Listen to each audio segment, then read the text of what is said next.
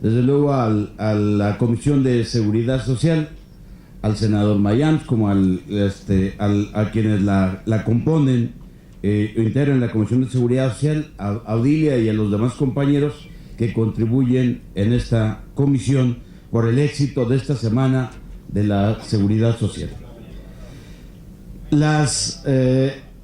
Creo que todo lo que aquí lo que aquí se ha planteado, lo que se ha venido a reflexionar, nos plantea a todos una interrogante y un reto. Es decir, ¿cómo hacerle para lograr, es decir, encontrar un camino de solución a los problemas que enfrenta la seguridad social? Nosotros nunca hemos negado la necesidad de las reformas. El problema es, no estamos de acuerdo con la manera como se han instrumentado las reformas. Si podemos estar de acuerdo con el diagnóstico o acercarnos al diagnóstico, pero no necesariamente a las soluciones. Las reformas al Seguro Social del 95, que se empezó a aplicar en el 97, y al ISSSTE en el 2007, no atendieron los problemas estructurales de fondo: empleo, salario, ampliación de cobertura, etc. Toda reforma, cuando no se procesa y consensa adecuadamente, tiende a fracasar. Con la reforma del Seguro Social, con la reforma se decía que tendríamos Seguro Social para el siglo XXI. Lo tenemos, pero lamentablemente muy deteriorado. Consiguen con los problemas de alargar las citas para atención especializada, una infraestructura mucho más deteriorada, problemas diarios de falta de camas para los pacientes, y todo eso se dijo que se iba a resolver, no solamente las pensiones. Pero lo más grave es que se hace una reforma sobre un conjunto de promesas incumplidas. Se dijo que los trabajadores que entraran a la reforma de las cuentas individuales iban a tener la oportunidad con sus cuentas, con su resultado, de subirse a los cruceros para poder disfrutar de las playas a donde llegan, y que iban a poder viajar y descansar en las playas del país como cualquier otra familia de clase media o el más rico del país. Y todo eso fueron indiscutiblemente falsas promesas de lo que se planteó. Se diseñaron las reformas para mejorar las pensiones. Eso es evidente, lo han dicho ya varios compañeros. No se van a mejorar las pensiones. Resolver el problema de desabasto de medicamentos, acortar los tiempos de espera para atención especializada, aumentar la cobertura, resolver el déficit de financiamiento, acabar con la inequidad de las mujeres trabajadoras y trabajadores de bajos ingresos, un sistema con menos costos de administración. Ahora las AFORES. Hasta ahora las AFORES han obtenido ganancias por más de 300,000 millones de pesos. Por más de 300,000 millones de pesos. Es lo que le han expropiado, es lo que le han quitado, es lo que le han arrebatado al ingreso al ahorro de los trabajadores. Pero además se construyó, hay que decirlo categóricamente, no un sistema de pensiones, un sistema de ahorro que ha incidido y que ha sido usado por el gobierno como parte de su política macroeconómica, para usarlo para financiar su deuda, no para fortalecer, al final de cuentas, el asunto de las pensiones. El sistema de ahorro da en función de que haya buenos rendimientos. Si no da buenos rendimientos, eso no funciona. Y el gobierno está excluido de la responsabilidad al final de cuentas, atender a quienes. Tenemos más de 54 millones de cuentas abiertas. De los 54 millones de trabajadores, 18 son los que están actualmente cotizando. 18 millones. Que son los que están en el seguro social, más agregándole los del ISSSTE. Son los que están cotizando. Son más o menos como 19 millones de trabajadores en general los que están aportando. A la hora que lleguemos al 2021, la absoluta mayoría de esos 54 millones de cuentas no tendrá derecho a una pensión porque no va a cubrir los requisitos. Simple y sencillamente para sacarlo. Prometieron un sistema autofinanciable y con pensiones suficientes para pasear en cruceros y descansar en playas. Lo cierto del nuevo sistema de ahorro es que generó dos nuevos grandes negocios en nuestro país: las Afores y las aseguradoras de rentas vitalicias. Eso es lo cierto, eso es lo real, eso es lo tangible. 20 años después, el gobierno y la OCDE reconocen que el sistema de cuentas individuales, no digo yo, el sistema de cuentas individuales no podrá otorgar pensiones a la mayoría de los trabajadores, y los que logren cubrir los requisitos tendrán magras pensiones. Bajas aportaciones, bajos rendimientos, comisiones altas y inestabilidad en el mercado laboral. Lo que ya se ha dicho para no repetir. ¿Qué dice? Nuevas reformas plantea la OCDE. ¿Qué proponen? Cerrar la generación en transición del IMSS, Ley 73, y del ISSSTE, el 10º transitorio. Cerrar la transición implica cortar de tajo y mandar a todos esos a cuentas individuales. A todos los que están en la transición de la Ley 73 y a los que están en el 10º transitorio. Eso es lo que propone la OCDE como tal. Mandarlos a cuentas individuales a los Afores. Aumentar aportaciones, aumentar edad de retiro. ¿Qué planteó el subsecretario Rubí?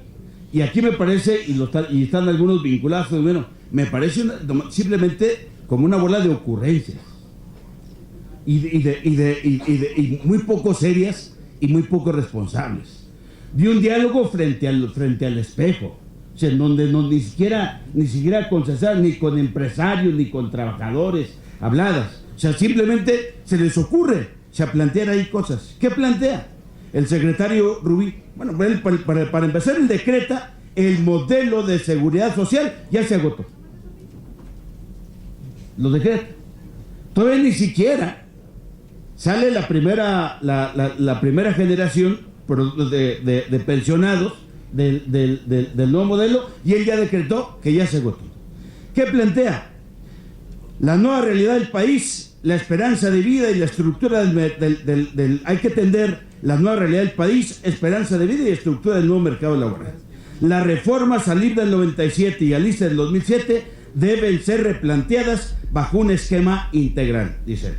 Nuestro andamiaje jurídico ya no está acorde a las nuevas condiciones de la economía y del mercado laboral. Se necesita una ley marco donde se establezca el concepto de seguridad social, se defina cuáles son las prestaciones, no los derechos, sino las prestaciones económicas y en especie que deben considerarse como seguridad social. Eso es lo que plantea. Estoy repitiendo lo que dijo el subsecretario del Trabajo en la reunión en el foro de los actuarios. Y contratar actuarios a modo para elaborar la propuesta de ley marco que dicen que se requiere para resolver el problema. Eso imaginan, ¿no? Que están pensando en un sistema de protección social universal, no en la bronca de cómo reivindicar en serio la seguridad social, las pensiones y el problema que tenemos. Hacienda, Oscar Vela, encargado de pensiones de Hacienda, plantea: 1, quitar a los trabajadores las aportaciones de vivienda para aumentar con ese fondo el ahorro para el retiro de las Afores. Yo coincido con Alejandro, eso ya existe, ya está, sí, pero lo que plantean es un poco más radical, es de una vez traérselo ya completito, sin permitir o cerrar la parte de los créditos que se otorga para el asunto de vivienda, sino ya incorporarlo en forma y en el fondo a el fondo de retiro. Aumentar la edad e incluso lo que aquí ya se ha planteado de la hipoteca inversa. Que la gente, nomás que luego esto no piensan en la realidad. Yo me imagínense las casitas del Infonavit, las casitas del Fobiste, O sea, yendo yo con un banco a decirle, aquí te traigo, ¿cómo se llaman las solicitudes de mi casa, del Infonavit, en la colonia Independencia, y bueno, pues quiero una lana, una hipoteca para que sobre esa casa, pues tú me des la lana para terminar yo mi vejez, ya porque mi pensión, lo que tengo, pues no me alcanza, está muy jodida. Pues, compañeras y compañeros, francamente da risa cuando se piensa en esta realidad. Por eso yo digo que son ocurrencias pues de fin de sexenio. Al final de cuentas, yo cuando menos de eso me hago cargo, este gobierno está incapacitado, está inhabilitado ya a estas alturas para hacer cualquier reforma significativa, benéfica para el país en las condiciones en que está. Como cuestionado como está, no tiene ninguna posibilidad de hacer ninguna reforma seria de nada. Se debía buscar la manera de cómo terminar lo más rápido que pueda y dejar las cosas lo mejor arreglado que pueda. El modelo de pensiones que Pinochet impuso en Chile y que compró el gobierno mexicano se está tambaleando con millones de trabajadores en las calles de Chile demandando no más AFPs. Hoy está la huelga general de Brasil, exitosa en contra de la ley de modificaciones a la seguridad social en Brasil. En nuestro país el gobierno no ha tenido la más mínima voluntad política para establecer un grupo, equipo, mesa de trabajo, como le quieran llamar, como les dé su gana llamarle, de trabajo de especialistas, plural, diverso, representativo de todos los actores y sectores, para discutir, para revisar las reformas y los sistemas de pensiones y encontrar y hacer propuestas serias y responsables para que la gente pueda tener pensiones al final de su vida y pueda encontrar un camino y un instrumento pues para tener una vejez más o menos, diríamos, digna y más o menos decorosa, atendida con pensiones, producto de propuestas y planteamientos responsables de la construcción del más amplio consenso. Rectificar, mostrar una mínima sensibilidad para plantear un nuevo acuerdo social. Un nuevo acuerdo social que permita, sobre esa base, pues plantearse una reforma fiscal de entrada. Requerimos un Estado fiscalmente fuerte para poder, en función de eso, pues determinar cómo hacemos, cómo evaluamos la revisión, evaluar la revisión de la reforma laboral y elaborar políticas públicas para aumentar el empleo formal decente, aumentar los salarios, combatir la ilusión y la evasión que dañan catastrófica estructuralmente al IMSS. El IMSS podría tener mucho más ingresos si no tuviese el nivel de ilusión y evasión que tiene, y el ISSSTE podría tener más ingresos si cobrara las deudas que tienen cantidad de instituciones y estados que no le pagan al IMSS en complicidad con Hacienda, al ISSSTE, perdón, en complicidad con Hacienda. Requeriríamos un acuerdo de cero tolerancia a la corrupción. Y se requiere para eso, indiscutiblemente, si el gobierno actual quiere en serio combatir la corrupción, se requiere poner ejemplos serios, dar ejemplo de voluntad, de disposición para hacerlo. Si no, nomás le están haciendo al ensarapado. Y finalmente, salud y seguridad social, en donde el Estado, los empresarios o empleadores y los trabajadores aporten a la solución de fondo del problema. ¿Qué quiero decir? Quienes andan buscando soluciones cargándole el problema a los trabajadores o cargándole el problema a los empleadores, no. El problema, desde nuestro punto de vista, cuando estoy convencido, se va a resolver en la medida que involucremos a los tres actores fundamentales que pueden resolver, el problema: el Estado, los trabajadores, desde luego, y los empleadores o patrones. No puede ser una solución de otra manera. Y estoy de acuerdo sobre esa base, que sobre esa base tendríamos que ver, entonces, ¿cuál es el mejor sistema pues, de pensiones que podemos construir? Porque hay, también podemos decir, reformas paramétricas exitosas. Guanajuato, desde el 91, está encabezado por gobiernos panistas. Ha hecho 3 reformas a su ley. Las 3 son paramétricas y tiene una expectativa de reservas de aquí más o menos al 2060 para estar pagando pensiones sin problema, con el ISEC que tiene. Entonces, ¿es posible hacer eso? Bueno, pues está demostrado que sí. Que sí es posible hacer una reforma paramétrica de común acuerdo con los trabajadores. O sea, se juntaron y se pusieron de acuerdo, están buscando.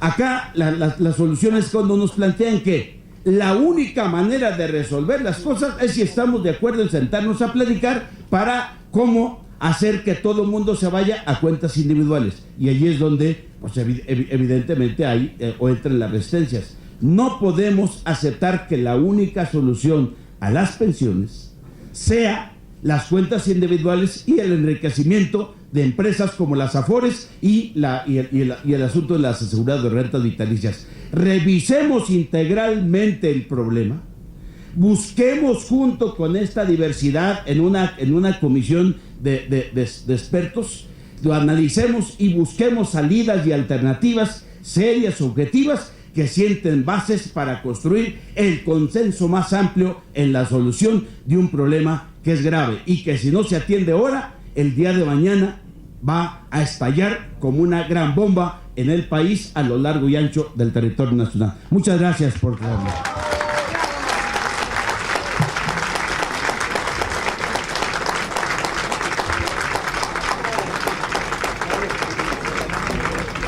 Con la presentación del diputado Miguel Alonso Raya, concluye el círculo de expositores del panel para dar paso a lo que se ve ya venir con mucha fuerza, la participación del público a través de sus preguntas que ya están fluyendo y comenzaremos a darles lectura para que los panelistas den respuesta.